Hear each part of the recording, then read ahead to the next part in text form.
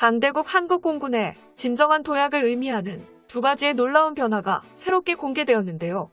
KF-21 전투기 2호기에서 시험할 100% 국산 스텔스 무장창 기술력에 관한 최신 뉴스입니다. 채널명 대고구려제국, 구독과 알림 설정 진심으로 감사드립니다. 모두가 아시다시피 KF-21 전투기 개발 과정은 해결하기 불가능했을 정도로 어려운 고난들을 한국인의 노력으로 극복했기에 정상에 도달했을 때 더욱 감격스럽고 자랑스럽게 여겨지고 있는 대한민국 공군의 새로운 상징으로 불리고 있는데요.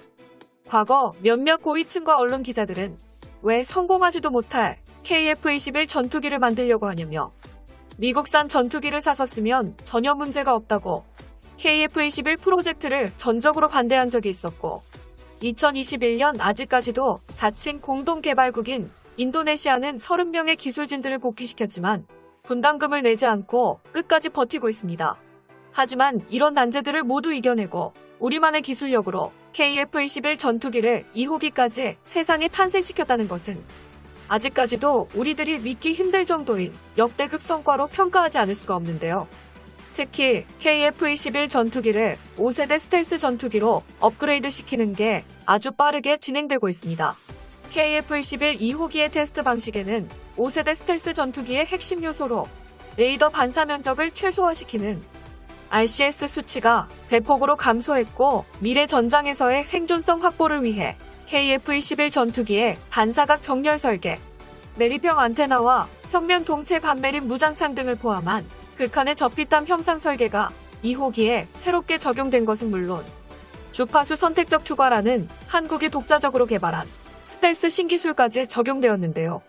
완벽한 스텔스성을 위해서 이러한 접히땀 기술 적용의 노력으로 한국의 KF-21 전투기는 비슷한 기체의 크기를 가진 미국산 슈퍼호넷 전투기보다 초격차 수준으로 수준 높은 스텔스성을 달성할 것으로 예상되며 본격적인 개발 당시 폭장량과 전투력 성능도 추가적으로 분석한 결과 KF-21 전투기에서는 넉넉한 무장창으로 대량의 미사일 장착을 통해 한국군이 구입해서 현재까지도 운용하는 F-16, F-15 등 미국산 전투기 대비 뛰어난 공대공 임무 효과와 공대지 임무 효과를 달성할 수 있을 것으로 파악되었습니다. 대고구려제국TV 추후 한국의 기술력이 더욱 발전한다면 톱니 처리 방식과 컨포멀 안테나 등 스텔스기의 필수적인 RCS 저감 설계까지 KF-21 전투기 2호기에 가장 먼저 적용될 예정인데요.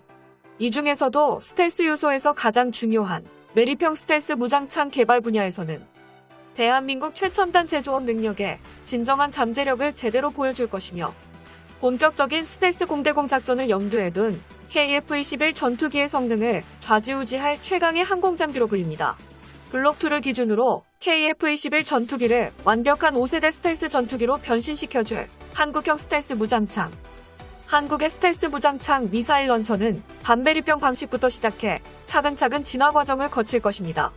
한국형 반매립형 무장창은 전통적인 방식의 미사일 런처로 불리며 기존 조종석 및 콕핏과 연결된 파일럿에 달린 레일 방식의 런처일 경우 KF-21 전투기의 로곤 방향대로 정확히 발사되어야 하는 기술력을 보유하는 게 중요합니다.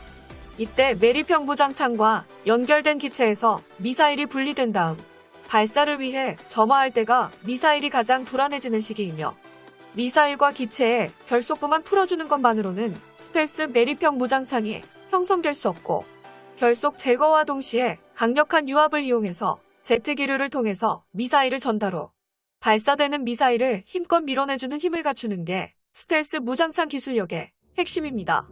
이러한 기술력을 갖추지 못한다면 로곤된 위치와 잘못된 방향으로 미사일이 날아가는 문제가 생기는 것이죠. 한국 공군은 이러한 유압 방식으로 미사일을 밀어내는 매립형 로드 방식을 채택했으며 미사일을 집어넣어 스텔스 무장창으로 변경시키면 RCS 면적이 극단적으로 줄어들어 적군의 레이더가 KF-21 전투기를 탐지할 시 절대로 탐지하지 못하게 되는 진정한 5세대 스텔스 KF-X 전투기를 탄생시키게 되는 것입니다. 이외에도 무장창의 외부에 전파 흡수 물질을 적용하여 스텔스 성능이 저하되는 문제를 완벽히 해결하겠군요. 이어서 KF-21 전투기의 해외 수출 가능성이 대폭 상승되었다는 기쁜 소식을 전해드립니다. 한국이 차세대 전투기 개발을 완료 시 전 세계에 500대까지 수출 가능한 놀라운 잠재력을 보유한 상황. 고구려 제국, 대한민국이 차세대 전투기를 개발함에 따라 KF-21 전투기의 해외 수출 대상도 굉장히 주목되고 있는데요. 현재 전투기를 적극적으로 해외 수출하는 강대국은 크게 미국과 러시아 두 국가로 나뉩니다. 이 밖에도 중국, 프랑스와 유럽연합 등 전투기 기술 강대국들은 무슨 방법을 동원해서라도 해외 수출을 도전하죠. 전 세계 강대국들이 이렇게 전투기 해외 수출에 집착하는 이유는 무엇일까요? 첨단 기술의 집합체, 스텔스 전투기는 말 그대로 그 국가의 무기 플랫폼의 상징으로 적용됩니다. 즉, 무기 수출 품목에서 가장 생산하기 어렵고 최고 단계로 분류되며 수출에 성공할 시 다른 무기들과 비교조차 할 수 없는 초대박 수준의 순이익을 보장하는 것이죠. 또한 동구권은 러시아산 전투기를 주로 구매하고 서구권은 미국산 전투기를 주로 구매하는 것을 알 수 있듯 전투기 플랫폼에선 관련된 무기를 한 번이라도 구매한다면 무기 체계와 소프트웨어 체계의 속박, 어쩔 수 없이 전투기를 수출하는 국가에 100% 의존할 수밖에 없다는 점이 가장 크게 작용합니다. 고구려 제국. 만약 첨단 기술의 집합체, 자국산 스텔스 전투기를 개발하지 못한다면 영원히 전투기를 외국산으로 수입하는 처지에 머물러 있는 게 냉혹한 현실이죠. 그러나 강대국 한국은 절대로 불가능하다고 이야기하던 KF-21 전투기 개발의 문제점들을 하나씩 타파하는 데 성공했고 세계에서 유례없는 발전 속도로 독자적인 전투기 플랫폼을 형성했습니다. 2020년대 세계 각지의 최신형 전투기를 개발하거나 완료하는 기종은 KF-X밖에 없으므로 KF-X 전투기가 성공적으로 개발되는 순간 전 세계에서 어마어마한 관심을 보일 것은 어떻게 봐도 당연한 사실입니다. 여러 국가들이 지금 사용 중인 노후화된 전투기를 대체하는 방식으로 합리적인 가격과 고성능을 보유한 전투기를 찾고 있으며 한국산 KF-X 전투기가 모든 충족 조건에 포함되죠. 대한민국 방사청은 KF-21 전투기의 최종 개발이 완료된다면 최소 300대에서 최대 500대 이상 해외 무기 수출 잠재력이 있다고 파악했습니다. KF-21은 그동안 A사 레이더 등 4대 핵심 기술을 우리 손으로 직접 만들어냈다는 것에 큰 주목을 받았습니다. 여기에서 더 나아가 이제는 한국산 전투기에 한국산 미사일을 마음껏 장착할 수 있게 바뀌었습니다. KF-21 전투기가 완벽히 성공한 지금 과거를 다시 한번 들여다보면 그동안 우리가 겪었던 서름에 대한 이야기들이 하나둘씩 회자되고 있습니다.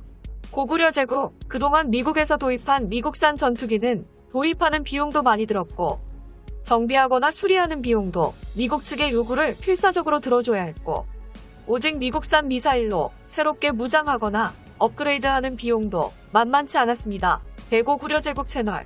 이것은 우리 손으로 KF-21 전투기를 만들어야 했던 진정한 이유이기도 했습니다.